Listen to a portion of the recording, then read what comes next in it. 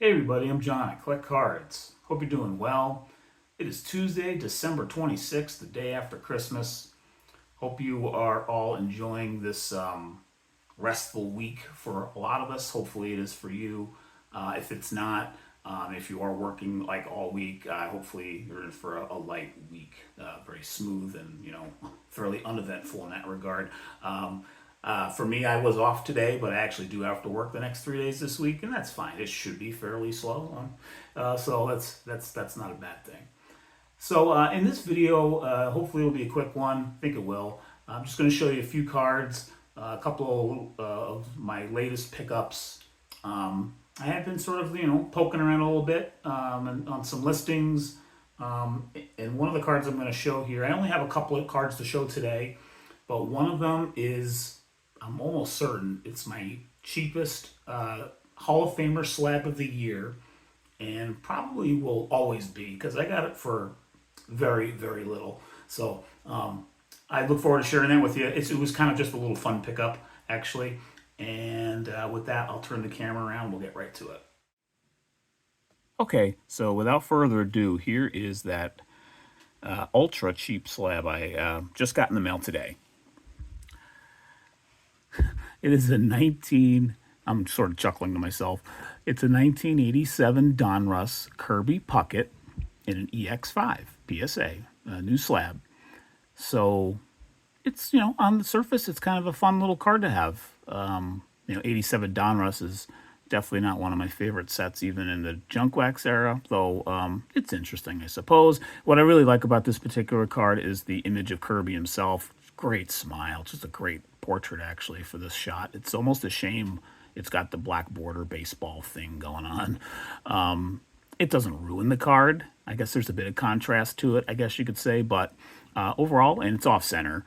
But so I paid all of $3.25 for the, was it a buy it now? Or was it an offer? No, I think he had it listed. I can't remember actually how I came to 325 now without, I should have checked. I don't think I countered or anything or offered. I think it was, I think he had it listed for that cheap. I really do. I think it was listed at $3.25 as a buy it now. And so I just picked it up. I was looking for, so out the door with the tax and shipping, and the shipping was only $1.11. He shipped it in shipped a slab in one of these little envelope things, and managed to get the $1.11 eBay shipping on it too, which I was kind of surprised. I don't think I've received a slab through eBay, the standard envelope that eBay does. So I was actually thinking I might have, there may have been, some postage due on it, and it would have been taking a while to get here, all that stuff. But it, got here in about a week or so, even around Christmas. So all in all, a great, great buying experience for this little card. So with tax and shipping, $4.56 was the total. I spent less than $5 on a new PSA slab of a Hall of Famer. Yeah, it's an EX5 from an 87 set, but it's still kind of a fun little card to have.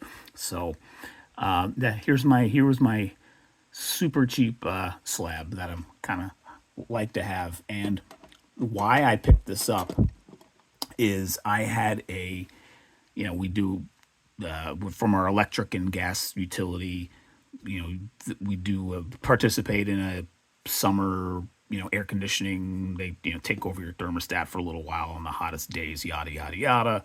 And so you get a little gift card at the end of it. So we had a $25 gift card to blow, and it was down to like, I don't know, $7 or six something.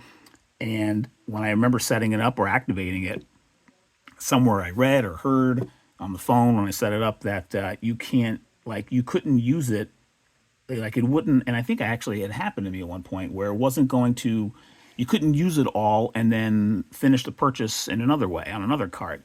It, like, everything needed to be like solely on that card. So I basically it was like almost like a Wheel of Fortune, trying to spend down your winnings, and to try to get it down to nothing or whatever. And so I was like, should I buy a couple of singles for like a set I'm trying to finish or whatever? Just, it was like, no, that just seems like a waste. I mean, it probably would have made sense, but let's have some fun. Let's see if I could find a slab for less than $7.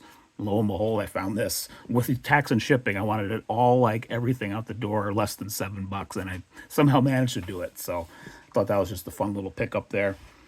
And then also today, went to one of my LCSs in town, and that I've had a lot of good success lately in picking up raw vintage singles. And I found another one today that I do look forward to grading someday, sometime next year. Picked up this 1960 Topps Ernie Banks. Looked pretty nice. Got it for $25. He had it listed for 25. I didn't think it was worth trying to, knock off $3, $4. It just, to me, wasn't worth it for something like it. It was already a pretty nice card. I thought it was fairly, very fairly priced. And it's in pretty nice shape, I think. I think this has a good shot for a 4, a VGEX4. The biggest issue with it is up here in this corner where it's got a little bit of a, it's almost hard to tell. It's more of a big fold, rather, a big, it's a little crimp, I guess you could say, or a ding. It's not really a fold. At first I thought it was a fold, but I think it's like the paper was folding over, like folding back. I think it's actually just more of a big crimp. I can get it in focus. But that's the worst part of the card in what otherwise I think is a pretty decent card. There's no crease from what I could see at all, and not even really like in the way of an indentation or a scratch. That might be considered a scratch right there. That's actually not a fleck of dust. That's some kind of mark on the, or like paper loss or something on the card there. So that's also a bit of an issue, but it is on the back. So, overall, I think the card presents pretty well. I think a 3 is, very good chance for a 3, and I think it's got a decent chance for a 4. So that's what I'm hoping for. I'll try to get the BCP price up here on the screen. I'll show 3, 4s, and 5s. I honestly, on a good day, I think this could actually snag a 5. I really do. I don't think it's likely, but I think it's not out of the realm of possibilities. So we'll see what Ernie, Mr. Cub, can do for us there. So those are the 2 cards I picked up today. Other things that I picked up, so like I said, I've been poking around Heritage Auctions again. I won another lot last Sunday night on Christmas Eve. I look forward to sharing that when it arrives. It was a 4-card lot, all vintage 50s. Actually, one was from 1960. So the first 2 auction lots I've purchased on Heritage since I've been sort of dabbling in those have both been lots. The first one was a 2-card lot of 55 Redman, a pair of Dodgers, Pee Wee Reese and Duke Snider. One was a 6 and one was a 5, and I think overall I got that in a good deal. And this one I'll show hopefully next week. I also in the end got I think a decent deal on it versus VCP comps when you kind of like, if you assign kind of an arbitrary number about from ration out the overall price and sort of divvy it up by card. I think it came out all right. So look forward to sharing that with you. But that's all I have for today. With that, I have probably going to share one more video before the end of the year. It's going to be a VR, actually, on my best pickups or most memorable pickups of the year. So I look forward to getting that out later this week. And then also upcoming, I'll have another video, an update on my 78 Hall of Fame run. I definitely need to provide an update on that. I've got several more cards to share. It is down to 9. In terms of what I need. So that's pretty exciting. So with that, take care, everyone. Hope you're enjoying the holiday week, and I'll see you on the next video.